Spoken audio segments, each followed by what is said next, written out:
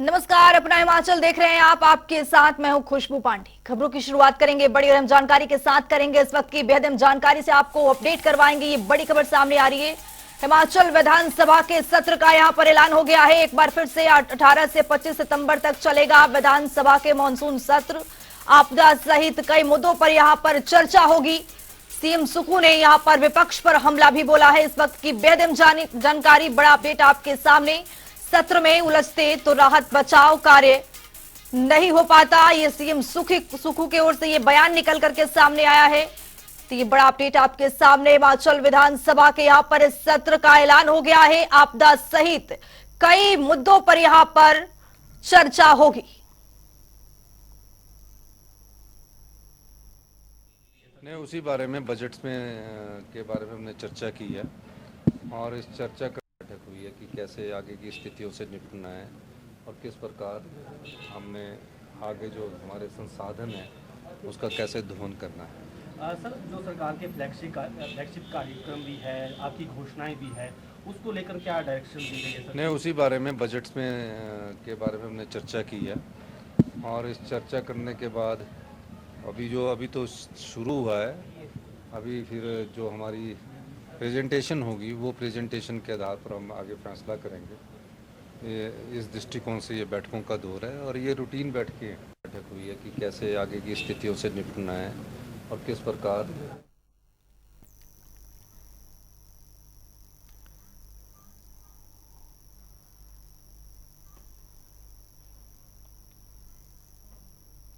तो हिमाचल विधानसभा के सत्र का यहां पर ऐलान हो चुका है। आपको बता दें कि 18 से 25 सितंबर तक विधानसभा का मानसून सत्र चलेगा।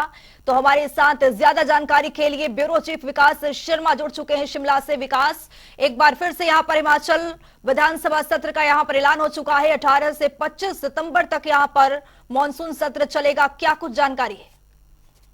देखिए, बिल्कुल, क्योंकि लंबे अरसे से इस बात की मांग जो है वो विपक्ष की तरफ से की जा रही थी कि क्यों आखिरकार जो मानसून सत्र है वो नहीं बुलाया जा रहा और उसके पीछे देरी करने की वजह जो है वो क्या है। अब ये बिल्कुल साफ हो चुका है क्योंकि पहले मंजूरी के लिए जो जब भी सत्र बुलाया जाता है सबसे पहले मंजूरी के लिए जो है उसे राजभवन भेजा जाता है और राज्यपाल की मंजूरी के बाद ही तय होता है कि सत्र जो है वो कब हो सकता है। पहले ही कई बार संवाद जो है वो इस बाबत किया गया। इससे पहले ये बताया जा रहा था कि अगस्त के शुरुआती दौर में जो है ये मानसून सत्र हो सकता है, लेकिन उसके बाद ये बिल्कुल तय हो गया था। किसी मुख्यमंत्री ने कई बार अपने बयानों के माध्यम से ये बात सामने रखी कि अगर मानसून का सत्र बुलाया जाता है तो जो पुलिस फोर्स है और बाकी के जो जवान रहते हैं वो विधानसभा सत्र में एंगेज हो जाते हैं। तो लिहाजा ये बताया जा रहा था कि जिस तरह से राहत और बचाव कार्य चल रहे हैं, हिमाचल प्रदेश में एक आपदा जिस तरह से आई हुई है, तो ऐसे में राहत और बचाव कार्य के लिए जहां उन जो जवान हैं या वो अधिकारी हैं या जो ये प्रशासनिक अमला रहता है, अगर उसमें व्यस्त है तो ऐसे में अगर मानसून सत्र बुलाया जाता है तो कहीं ना कहीं ये व्यस्तता उस तरफ बढ़ जाएगी। तो ये सारी चीजों को ध्यान में रखा गया और ये बात कही गई थी कि ऐसे में ये मानसून सत्र जो है इसको थोड़ा देरी से बुलाया जाना ही सही रहेगा। तो अब मुख्यमंत्री ने इस बात का ऐलान कर दिया है। मुख्यमंत्री का साफ तौर पर कहना है कि 18 सितंबर से 25 सितंबर के बीच में 7 दिन का ये सत्र होगा। और इससे पहले अगर पिछले हम सत्र की बात करें, देखिए बजट सत्र सबसे बड़ा सत्र होता था, लेकिन किन्हीं कारणों से बजट सत्र को जो है उसको भी छोटा कर दिया गया था। लिहाजा एक साल के अंदर जो ये सत्र रहते हैं विधानसभा की 35 बैठकें जो है वो पूरी करनी होती है। तो निश्चित रूप से बड़ा बवाल जो है वो होने वाला है। विपक्ष की प्रतिक्रिया का इंतजार जो है वो सभी को है, लेकिन इसी बीच अब राहत की बात विपक्ष के लिए ये है कि अपने मुद्दे विधानसभा के भीतर उठाने का जो समय है अब उसकी जो डेट्स है वो सामने आ गई। यानी 18 सितंबर को पहला दिन होगा मानसून सत्र का और उसी दौरान अपनी बातें जो है वो यहाँ पर कही जा सकती है। और इसी बात को लेकर लगातार विपक्ष हमलावर रुख इख्तियार किए हुए था। लगातार सत्ता पक्ष को ये बात कही जा रही थी कि आखिरकार किस बात से डर जो है वो यहाँ पर सत्ता पक्ष को है, क्यों आखिरकार सरकार मानसून सत्र को नहीं बुला रही है। और जब जो पूर्व मुख्यमंत्री जयराम ठाकुर हैं, नेता प्रतिपक्ष भी हैं जयराम ठाकुर, जब उनसे भी हमने बात करने की कोशिश की थी तो उनका भी यही कहना है कि मानसून सत्र जो है वो बुलाया जाना चाहिए ताकि अपने अपने जो इलाकों के हालात हैं सभी विधायक अपनी बात को वहां पर रख सके, ताकि राहत के तौर पर एक कोई प्रस्ताव जो है वो पारित किया जा सके कि क्या राष्ट्रीय आपदा जो है वो जिस तरह से बार बार बोलने के बाद भी केंद्र सरकार की तरफ से राष्ट्रीय आपदा घोषित नहीं की जा रही है। अगर राष्ट्रीय आपदा हिमाचल प्रदेश को अगर राज्य घोषित किया जाता है तो निश्चित रूप से जो फंड्स हैं या फिर जो राहत और जो रिलीफ है वो किस तरह से यहाँ पर मिल सकती है, क्या उसका पैमाना यहाँ पर बढ़ सकता है, क्योंकि राज्य सरकार अपनी तरफ से ये बात बिल्कुल साफ कर चुकी है कि आपदा के बाद अगर एक तरफ केंद्र सरकार की तरफ लगातार राज्य सरकार देख रही थी कि राष्ट्रीय आपदा वहां पर घोषित किया जाना चाहिए, लेकिन वो नहीं हुआ, तो राज्य सरकार ने अपनी पूरी ताकत लगाकर प्राकृतिक राज्य आपदा राज्य जो है वो हिमाचल प्रदेश को घोषित यहाँ पर कर दिया था। और उसके बाद राज्य आपदा कोष जो है वो अलग से उसका निर्माण किया गया, उसके अंदर भी लोग जो है, अगर मुख्यमंत्रियों की, अगर दूसरे राज्यों के मुख्यमंत्रियों की बात करें तो वो भी बड़े पैमाने पर पैसे जो है वो उसके अंदर दे रहे हैं, दान अपना उसके अंदर दे रहे हैं। वहीं अगर इंडस्ट्रियलिस्ट की अगर बात की जाए, बड़े औद्योगिक घराने जो हैं वो अपना अपना जो शेयर है वो उसके अंदर जो आपदा कोष है उसके अंदर दे रहे हैं। इसके अलावा और कई प्रशासनिक अमला हो या फिर और कई लोग हो, वो खुलकर उसमें दान दे रहे हैं और मुख्यमंत्री ये बात कह रहे हैं कि राष्ट्रीय आपदा जो है वो घोषित किया जाना चाहिए। लिहाजा मानसून सत्र जो है उसे बुला लिया गया है, जो राजभवन है वहां से भी अप्रूवल जो है वो मिल चुका है राज्य सरकार को। अब 18 सितंबर का जो है, क्योंकि जिस तरह से बयानबाजी की अगर खास तौर पर बात करें तो बयानबाजी विधानसभा के बाहर जो है वो लगातार देखने के लिए मिल रही थी, चाहे विपक्ष की तरफ से बात करें या फिर सत्ता पक्ष की तरफ से बात करें, तो अब तीखी नोकझोंक जो है वो कहीं ना कहीं सदन के भीतर भी देखने के लिए यहाँ पर मिल सकती है। कई तरह के ऐसे मुद्दे हैं जिनको लेकर विपक्ष उतरेगा और सदन के अंदर जो है वो सत्ता पक्ष को घेरने की यहाँ पर कोशिश जरूर करेगा। जी ठीक है, बहुत शुक्रिया तमाम जानकारी साझा करने के लिए विकास। तो एक बार फिर से यहाँ पर मानसून सत्र का ऐलान हो चुका है, 18 से 25 सितंबर तक मानसून सत्र चलेगा। इसी बीच सीएम सुखविंदर सिंह सुक्खू यहाँ पर हमलावर नजर आए बीजेपी पर।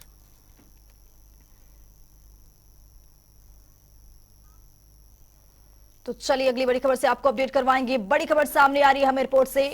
हमीरपुर जाएंगे सीएम सुक्खू, वरंज उपमंडल का यहां पर दौरा भी करेंगे, बारिश से प्रभावित इलाकों का यहां पर जायजा लेंगे और राहत और पुनर्वास कार्यों का निरीक्षण भी करेंगे मुख्यमंत्री सुखविंदर सिंह सुक्खू। हिमाचल प्रदेश में जिस तरह से प्राकृतिक आपदा ने कहर बरपाया है, लोग परेशान हैं, जनजीवन पूरी तरह से यहां पर अस्त व्यस्त है। इसी बीच हमीरपुर के दौरे पर जाएंगे सुखविंदर सुक्खू, वरंज उपमंडल का यहां पर दौरा भी करेंगे। तो आपको बता दें कि कई बाढ़ प्रभावित इलाकों का दौरा करेंगे, कई लोगों से वहां पर मुलाकात करेंगे, राहत और पुनर्वास कार्यों का भी यहां पर निरीक्षण करते नजर आएंगे सीएम सुखविंदर सिंह सुक्खू।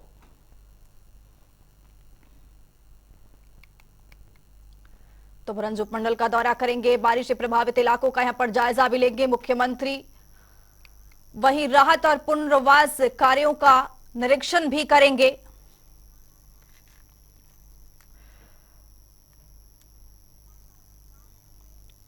बारिश से प्रभावित जगहों का निरीक्षण करेंगे हमारे सहयोगी। ज्यादा जानकारी के लिए हमीरपुर से अशोक राणा जुड़ चुके हैं। अशोक, एक बार फिर से हमीरपुर के दौरे पर हैं सीएम सुक्खू, आपदा प्रभावित क्षेत्रों का जायजा लेंगे, निरीक्षण करेंगे, क्या कुछ जानकारी है? जी खुशबू, देखिए आज मुख्यमंत्री ठाकुर सुखविंदर सिंह सुक्खू जो है वरंज उपमंडल के दौरे पर हैं। यहाँ पर जो बाढ़ से प्रभावित हुए लोग हैं उनका जायजा लेंगे कि कितना नुकसान यहाँ पर हुआ, उसका आंकलन भी यहाँ पर किया जाएगा। हम आपको बता दें कि अभी मुख्यमंत्री ठाकुर सुखविंदर सिंह सुक्खू जो अभी तक भोरंज पहुंचे नहीं है। हालांकि प्रशासन की तरफ से पूरी जो तैयारियां की जा चुकी हैं, हेलीपैड पर जो कंजाण है वहां की आपको मैं सीधी तस्वीरें दिखा रहा हूं कि यहाँ पर जो है लोग पहुंच चुके हैं, प्रशासनिक अमला जो है मुख्यमंत्री के स्वागत के लिए पहुंच चुका है। ये देखिए आपको सीधी जी। अशोक राणा, मुख्यमंत्री के साथ और कौन कौन से लोग मौजूद रहेंगे? जी बिल्कुल, मुख्यमंत्री के साथ जो भोरंज के विधायक हैं सुरेश कुमार वो विशेष तौर से उपस्थित रहेंगे और उनके साथ जो है जो केसीसी बैंक के चेयरमैन है कुलदीप सिंह पठानिया वो विशेष रूप से उपस्थित हैं और तमाम जो है कांग्रेस के कार्यकर्ता जो हैं विशेष रूप से उपस्थित हैं। यही नहीं, यहाँ जो लोग हैं हेलीपैड में भी अपनी समस्याओं को लेकर जो है मुख्यमंत्री से मिलने के लिए पहुंचे हुए हैं। जी अशोक राणा, आप दिखा रहे थे किस तरह की तैयारियां हैं, एक बार फिर से अपने दर्शकों को दिखाते हैं कि क्या कुछ किस तरह से वहां पर तैयारियां की गई है, तस्वीरों के जरिए आप दिखाइए जरा। हाँ देखिए जी, अभी हम मौजूद हैं जो हेलीपैड है कंजाण का, यहाँ पर जो है यहाँ पर मुख्यमंत्री का जो है हेलीकॉप्टर उतरेगा। इसके बाद जो है मुख्यमंत्री ठाकुर सुखविंदर सिंह को जो है नमस्कार और चंद्रूरी जो बाढ़ से प्रभावित क्षेत्र है उनका जो है दौरा करेंगे। जी बहुत बहुत शुक्रिया तमाम जानकारी देने के लिए अशोक राणा। तो हमीरपुर जाएंगे सीएम सुखू, आपदा प्रभावित क्षेत्रों का दौरा करेंगे, बोरज मंडल का दौरा करेंगे, यहां पर निरीक्षण करेंगे, बारिश से प्रभावित इलाकों का यहां पर जायजा भी लेंगे। तो राहत और पुनर्वास कार्यों का भी निरीक्षण करते नजर आएंगे मुख्यमंत्री।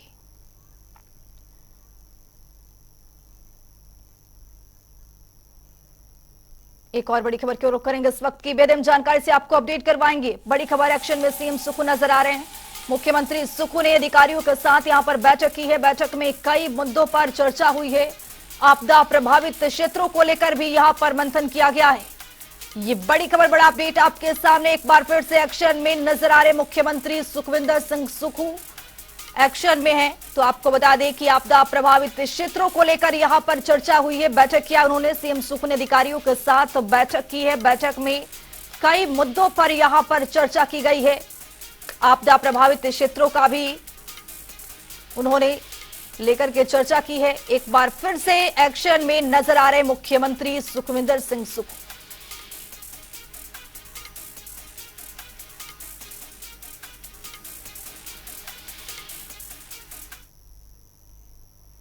एक और बड़ी खबर से आपको अपडेट करवाएंगे। बड़ी खबर सामने आ रही है, बड़ा अपडेट आपके सामने। बारिश को लेकर यहां पर येलो अलर्ट जारी किया गया है। हिमाचल के 4 जिलों में भारी बारिश का यहां पर अलर्ट जारी किया गया है। कांगड़ा, ऊना, बिलासपुर और हमीरपुर को लेकर यहां पर अलर्ट जारी किया गया है। शिमला में सुबह से बरसात हो रही है, बारिश हो रही है। यहां पर एक बार फिर से हिमाचल प्रदेश में बारिश का यहां पर येलो अलर्ट जारी कर दिया गया है। तो वहीं आपको बता दें कि 4 जिलों में बारिश का येलो अलर्ट जारी किया गया है। कांगड़ा, ऊना, बिलासपुर और हमीरपुर के लिए यहां पर येलो अलर्ट जारी किया गया है। शिमला में सुबह से बारिश हो रही है। हिमाचल प्रदेश में जिस तरह से प्राकृतिक आपदा ने लोगों को परेशान कर दिया है, जनजीवन पूरी तरह से अस्त व्यस्त हो गई है। लगातार लोग परेशान हैं। कई करोड़ की यहां पर चपत लग चुकी है। तो लोग यहां पर मरने वालों की भी आंकड़ा यहां पर लगातार बढ़ता जा रहा है।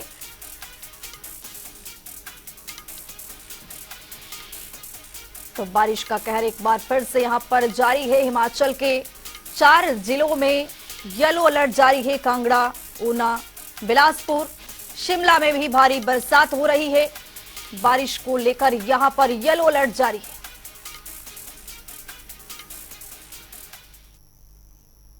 तो चलिए एक और बड़ी खबर करेंगे। इस वक्त की बेदम जानकारी से आपको अपडेट करवाएंगे। ये बड़ी खबर सामने आ रही है। राज्यपाल से मिले हैं सीएम सुखविंदर सिंह सुखू। राजभवन में दोनों की मुलाकात हुई है। राज्य के हालातों पर यहां पर मंथन हुआ है। आपदा पर सीएम ने राज्यपाल को जानकारी दी है। ये बड़ी खबर, बड़ा अपडेट आपके सामने। मुलाकात की तस्वीर आपके सामने है। राज्यपाल से मिले हैं सीएम सुखविंदर सिंह सुखू। इस मुलाकात के दौरान अहम विषयों पर चर्चा हुई है। राज्य के हालात पर विचार विमर्श हुआ है। यहां पर आपदा पर सीएम ने राज्यपाल से मुलाकात की है और आपदा को लेकर तमाम जानकारियां यहां पर साझा की।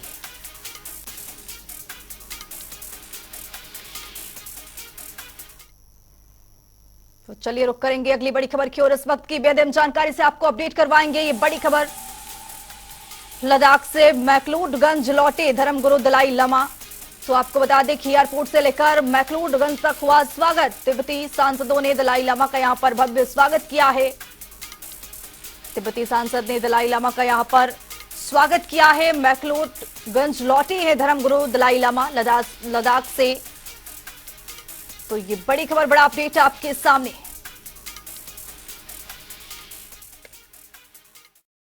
पावन दलाई लामा जी लद्दाख से धर्मशाला पधार रहा है, तो उसका स्वागत के लिए हम यहाँ पहुँच गए हैं। इतना जोश कहाँ से आता है इसे? नहीं, वो तो हमारा भगवान जैसे है। हम भगवान मानते हैं दलाई लामा जी को। तो उसके लिए ना आज मतलब कि ना एक आदमी की वजह से मतलब कि शुभ मानता है हम। आज हमारा गुरुजी दलाई लामा जी लद्दाख से दिल्ली और दिल्ली से यहाँ धर्मशाला में अराइव हो रहे हैं ना, इसलिए तो आप उनका वेलकम करने? हाँ जी, हम सब कितने लोग सब हम यहाँ गुरुजी दलाई लामा जी के लिए वेलकम के लिए हम सब यहाँ पे आए हैं। एक और बड़ी खबर सामने आ रही है। बड़ा अपडेट आपके सामने होगा। सीएम सुखू की बड़ी पहल है। सरकारी कार्यक्रमों में फिजूल खर्ची पर यहां पर रोक लगा दी है। 31 अक्टूबर तक शॉल, टोपी, गुलदस्ता से सम्मान पर रोक लगा दी गई है। यहां पर स्मृति चिन्ह से नहीं सम्मान होगा। ये बड़ी खबर, बड़ा अपडेट आपके सामने। तो ये मुख्यमंत्री की ओर से एक पहल की शुरुआत की गई है। सीएम ने इस पहल की शुरुआत की है। स्मृति चिन्ह से यहाँ पर सम्मान नहीं होगा। सरकारी कार्यक्रमों में फिजूल खर्ची पर यहाँ पर रोक लगा दी गई है।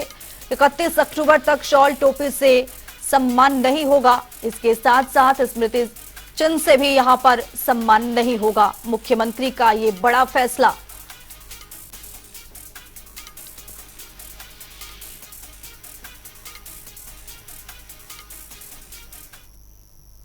तो चलिए रुक करते हैं एक और बड़ी खबर की ओर। ये बड़ा अपडेट आपके सामने। कैबिनेट मंत्री विक्रमादित्य सिंह का बिलासपुर दौरा है। नमहोल में लोगों की यहां पर समस्याएं सुनी है। पूर्व मंत्री रामलाल ठाकुर भी उनके साथ मौजूद रहे हैं। विक्रमादित्य सिंह ने केंद्र पर यहां पर निशाना भी साधा है।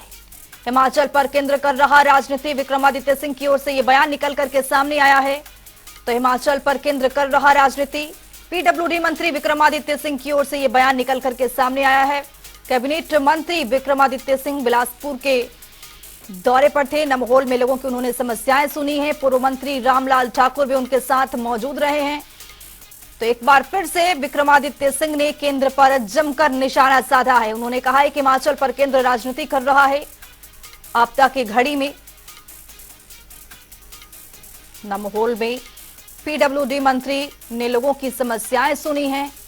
उनके साथ पूर्व मंत्री रामलाल ठाकुर भी यहां पर मौजूद रहे।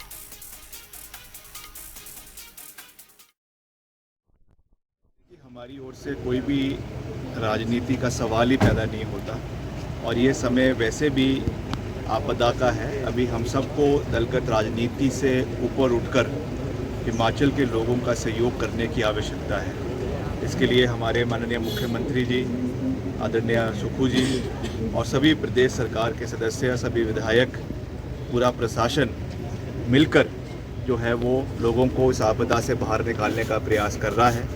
हमने केंद्र से भी इसके लिए सहयोग मांगा है और जितनी आपदा प्रदेश में आई है, अनुमानित है कि करीबन 10,000 करोड़ रुपए का नुकसान हिमाचल को केवल इंफ्रास्ट्रक्चर में हुआ है।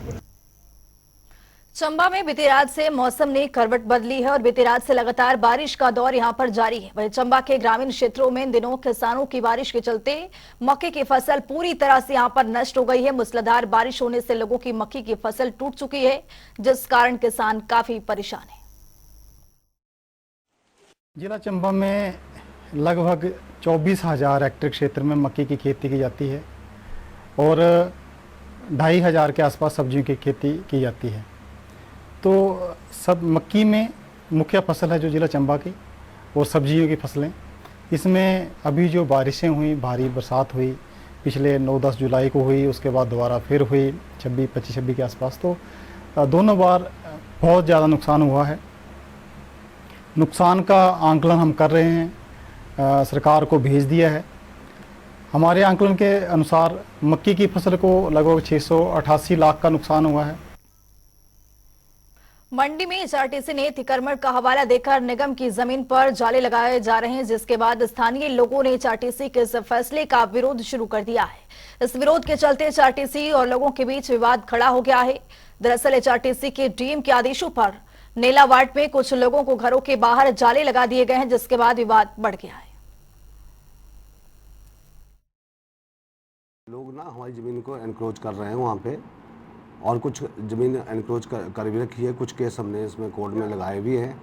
बाकी जो थोड़ी थोड़ी की है उसको हम अभी इग्नोर करके जो है हेड ऑफिस द्वारा जो है इसमें जो है टेंडर किया गया है फेंसिंग का, to avoid the encroachment of the government land, और आजकल इसका कार्य चला हुआ है तो उसको फेंसिंग की जा रही है। आईएएस ऑफिसर शिमला में मेरा उनसे निवेदन है कि आप कृपया अपने आप यहाँ आइए और इस न्यूसेंस को देखिए कि क्या कानून इसका अधिकार इसको ट्रांसपोर्ट कॉर्पोरेशन को देता है या नहीं देता है। हमने कोई कब्जा नहीं किया है और नगर परिषद ने 2-3 बार इसमें कंक्रीट डाली गई और उसमें टाइलें डाली गई 2012 में, 2017 में दोबारा 7 लाख रुपए की टाइलें डाली गई, परंतु एक कुछ उन्होंने उसमें कहाँ सोए हुए थे और आज हमारे घर जो पिंजरों की तरह बंद कर रहे हैं। मैं परिवहन निगम से यही प्रार्थना करूंगा कि हमारा ये जो मसला जो है ये हल करें, एमिकेबली जैसे भी हल हो जाए। लड़ाई की स्थिति ये पैदा कर रहे हैं, हम लोग तो इनसे बार बार रिक्वेस्ट ही कर रहे हैं। डलहौजी के गांधी चौक करलेन मार्ग पर दिन दहाड़े तेंदुआ घूमता हुआ नजर आया, जिससे लोगों में दहशत का माहौल बन गया है। सड़क से गुजर रहे लोगों ने तेंदुए का वीडियो बनाया और सोशल मीडिया पर इसको वायरल भी कर दिया है।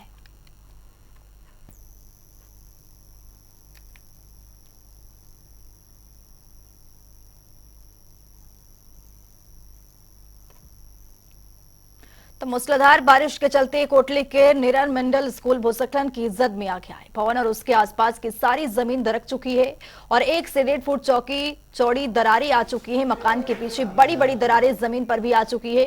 दरारों की सूचना अधिकारियों को दे दी गई है। अधिकारियों ने स्कूल का जायजा लिया और बच्चों को दूसरे बिल्डिंग में शिफ्ट कर दिया है।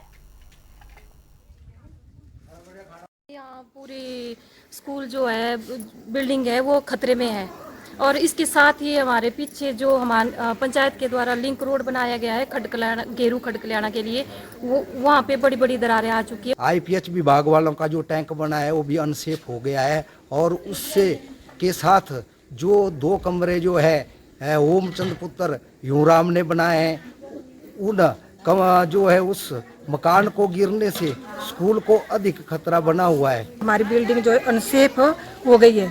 हमने इसकी सूचना अपने शिक्षा विभाग को व्हाट्सएप के माध्यम से दे दी है और वहाँ से हमें सूचना मिली है कि बच्चों को जो वहाँ से सेफ जगह पे ले जाएं। ये स्कूल जो है पूरा धंस रहा है और स्कूल की बिल्डिंग अनसेफ हो गई है। हमने अधिकारियों को सूचित कर दिया है। अपना हिमाचल में अभी के लिए इतना ही। नमस्कार।